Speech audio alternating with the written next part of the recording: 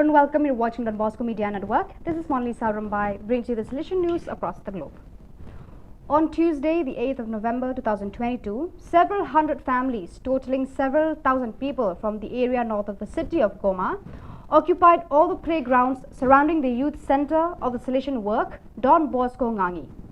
There are men, women, children and young people who are visibly depressed, tired, hungry, altered and traumatized, fleeing the combat zones in Rutshuru territory, North Kivu province, seeking some peace and security. They have spontaneously set up a vast camp for displaced people in the center's 3 sports areas and on the fields of neighboring communities. After spending the first 2 weeks of their escape at shelter sites in Nyirangongo territory, about 10 kilometers north of Goma city, they have now moved onto Salesian land in Ngangi.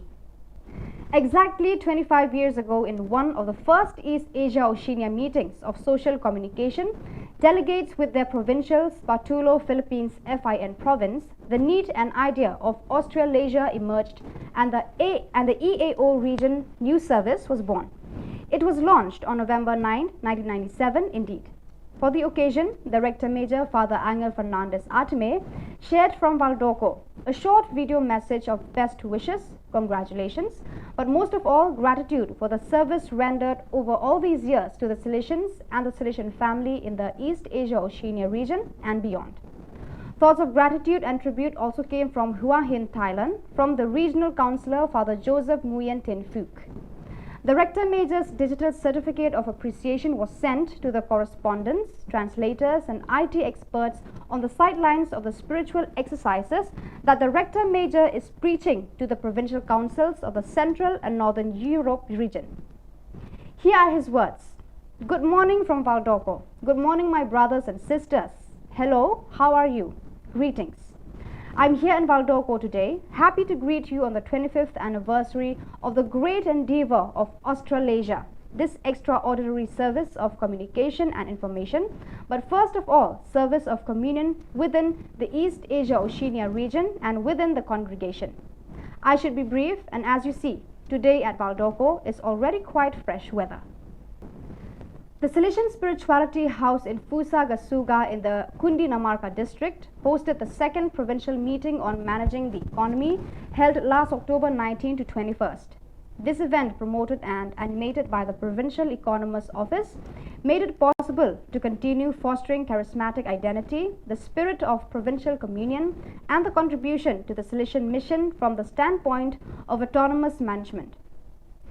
During the meeting, which was attended by 75 people, including Salesian local economists, 3 lay bazaars and representatives of all the presences of the province, the spaces for formation, information and reflection were privileged.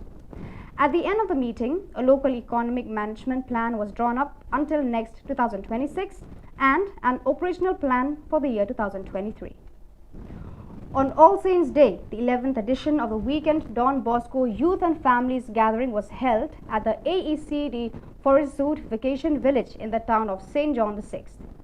The event gathered 246 participants, many of whom were at their first experience. During the day, which was an opportunity for reunion, spirituality and fun, Father Sebastian Robert, economist of the St. Francis de Sales, province of France and southern Belgium, FRB, specialist Severin and John Baptist Haven, speech therapists and psychologists respectively, and finally Hugo and Geoffroy, 2 young people from the music group Holy, which meets several thousand people every year to share moments, talk about their worldview and how they live their faith. The day was also enriched by an interactive show performed by Isabel Laurent entitled The Little Girl Who Wanted to Save the World, an invitation to become aware of our capabilities. The students of Don Bosco School of Excellence, Coimbatore, India and Norbert Gymnasium, Dormagen, Germany, joined hands to learn about the impact of climate change and take up challenges to reduce carbon footprint. Then 2 days of virtual interaction between the members of the eco clubs. There was fun, games, sharing on cultural richness, food habits, daily routine, and then they shifted their focus on climate crisis and how humans impacted change in the climate, which damages the ecosystem. They also broke out into rooms in a group of 5 or 6 comprising both Indian and Germany students to enhance more participation. As an outcome, they drew up Challenge Days plan for the next 10 days. These days, they challenged themselves, both personally and as a group, to change their behavior in favor of the environment, reducing carbon footprint. The green activities were concentrated on usage of water, transport mode, choice of food, meeting with farmers, visit to rich biodiversity spots, and many more. So viewers, that is all we have for you today. Until we meet again, thank you for watching.